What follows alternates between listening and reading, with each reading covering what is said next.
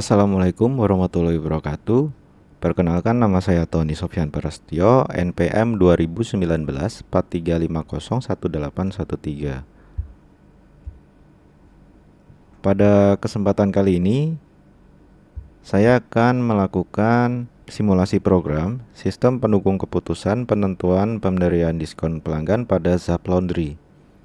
Sistem ini dibuat untuk membantu menentukan pelanggan yang berhak mendapatkan potongan harga dengan menggunakan metode Simple Additive Weighting.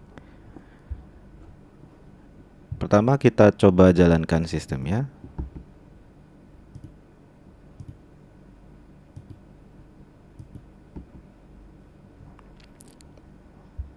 Langkah pertama dalam menggunakan sistem pendukung keputusan ini adalah melakukan login. Pada halaman login, pengguna diminta untuk memasukkan username dan password. Fitur ini berfungsi untuk membatasi akses agar hanya admin yang dapat masuk ke dalam sistem. Kita masukkan username dan passwordnya. Setelah data diinput dengan benar, klik tombol login untuk masuk ke dalam sistem menu utama. Berikut adalah tampilan beranda sistem pendukung keputusan penentuan pemberian diskon customer menggunakan metode Simple Additive Weighting. Kita masuk ke halaman penentuan. Pada halaman penentuan ini digunakan untuk mengelola jenis penentuan keputusan yang akan dilakukan oleh sistem.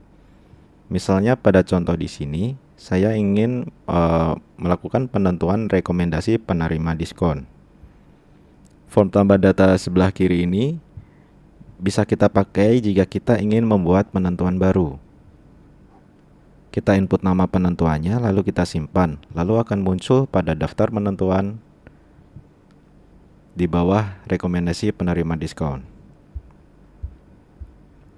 Data dari halaman ini menjadi dasar perhitungan dan mengikat alternatif, kriteria, serta bobot yang sudah ditentukan. Dengan begitu, sistem bisa memberikan hasil rekomendasi yang sesuai. Kita lanjut ke halaman alternatif.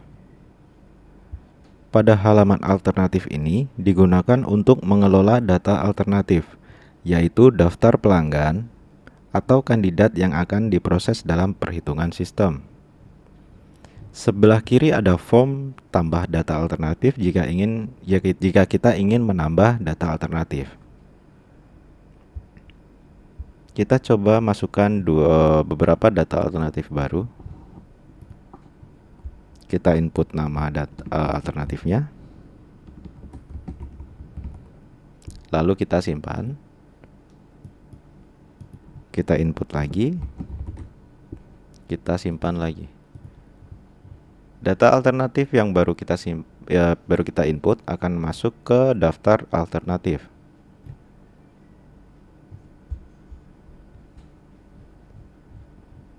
Kita lanjut ke halaman kriteria. Halaman kriteria ini digunakan untuk mengelola data kriteria yang menjadi dasar penilaian dalam sistem pendukung keputusan. Kriteria di sini nantinya akan dipakai dalam perhitungan metode SAW.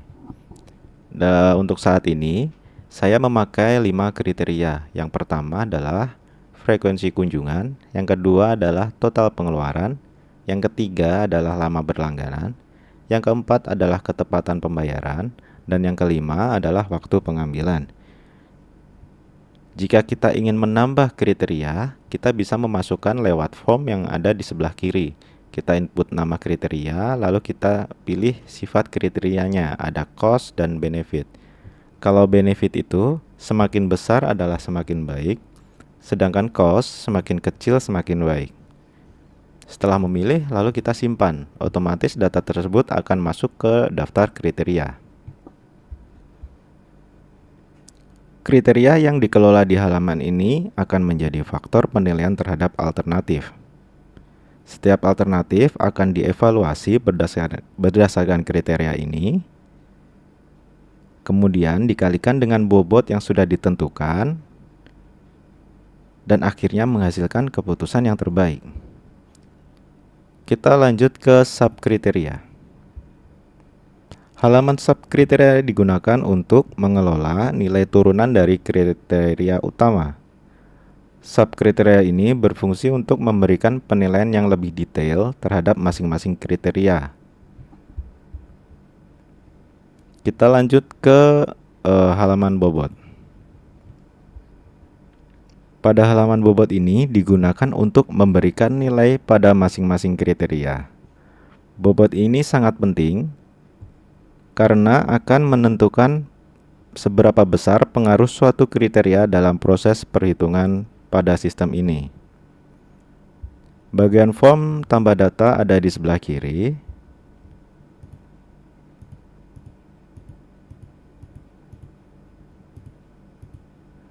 Ada jenis penentuan, rekomendasi penerima diskon, frekuensi kunjungan. Ini adalah bobot yang sudah saya buat sebelumnya. Frekuensi kunjungan ada rendah, sedang, tinggi, total pengeluaran, lama berlangganan, ketepatan pembayaran, dan waktu pengambilan.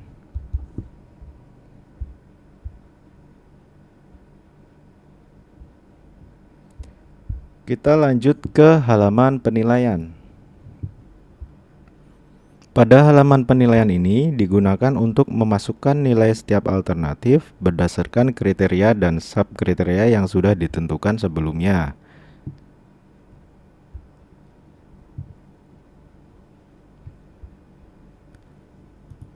Di sebelah kiri ada tambah data. Kita coba masukkan data kriteria yang tadi baru kita tambah ya. Ada Duita. Jenis penentuannya kita pilih rekomendasi penerima diskon karena kita penentuannya kali ini adalah rekomendasi penerima diskon. Untuk frekuensi kunjungan kita buat jarang. Total pengeluaran 100.000 sampai 250.000. Lama berlangganan di 3 sampai 5 bulan. Ketepatan pembayarannya di 1 minggu dan waktu pengambilannya di 1 minggu. Lalu kita simpan. Sukses. Kita input lagi data yang tadi kita tambah. Ada atas nama Feni. Untuk jenis penentuan rekomendasi penerima diskon. Frekuensi kunjungan di standar 5 sampai 10 bulan. Lama berlangganannya di 5 sampai 12 bulan dan ketepatan pembayarannya di 3 hari, waktu pengambilan di 1 minggu. Lalu kita simpan. Nilai yang dimasukkan di halaman ini nanti akan diproses dengan cara normalisasi nilai berdasarkan kriteria, benefit atau cost. Mengalihkan nilai normalisasi dengan bobot masing-masing kriteria. Menjumlahkan seluruh hasil mendapatkan skor akhir alternatif di setiap alternatif. Skor akhir inilah yang akan menentukan peringkat dan hasil keputusan. Kita lanjut ke halaman hasil. Pada halaman hasil ini menampilkan output akhir dari proses perhitungan metode SAW sistem ini. Di sini ditampilkan matriks keputusan yang berisi nilai masing-masing alternatif terhadap seluruh kriteria. Bagian kiri ini adalah pilih jenis penentuan. Ini kita pilih rekomendasi penerimaan diskon yang tadi kita sudah input. Dengan memilih jenis penentuan tadi, rekomendasi penerima diskon, sistem akan menampilkan hasil sesuai bobot dan penilaian yang sudah dimasukkan. Contoh, di sini ada matriks keputusan, alternatifnya, frekuensi kunjungan, total pengeluaran, lama berlangganan, ketepatan pembayaran, dan waktu pengambilan. Lalu kita ada normalisasi matriksnya. Berikut adalah tampilan normalisasi matriksnya. Dan ini adalah tampilan rankingannya.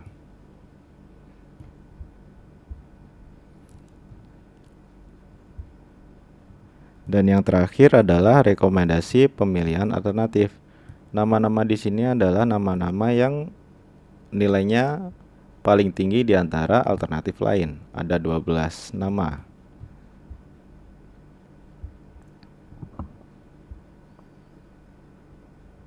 Tersedia juga tombol cetak PDF, di mana kita bisa mengunduh hasil penilaian dalam bentuk laporan.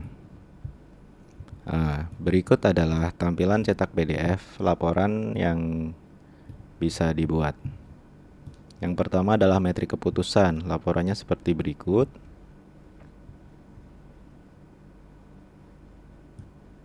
Yang kedua adalah normalisasi metrik keputusan.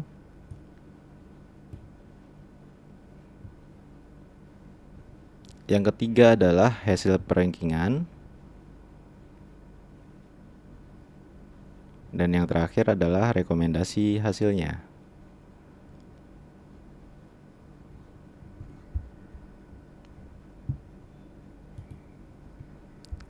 Kita lanjut ke halaman keluar. Ketika pengguna selesai menggunakan aplikasi, tersedia menu keluar untuk melakukan logout. Saat menu ini dipilih, sistem akan menampilkan pesan konfirmasi berupa apakah Anda ingin keluar. Jika admin menekan OK, maka sistem akan mengakhiri sesi kembali ke halaman login. Demikian simulasi penggunaan sistem pendukung keputusan pada Zaplaundry dengan metode Simple Additive Fitting. Dengan adanya sistem ini, proses penentuan pelanggan yang layak menerima rekomendasi dapat dilakukan lebih cepat, objektif, dan akurat. Semoga sistem ini dapat bermanfaat dan menjadi solusi dalam mendukung pengambilan keputusan Zaplaundry. Terima kasih, mohon maaf jika ada salah kata dalam melakukan simulasi. Sekian, wassalamualaikum warahmatullahi wabarakatuh.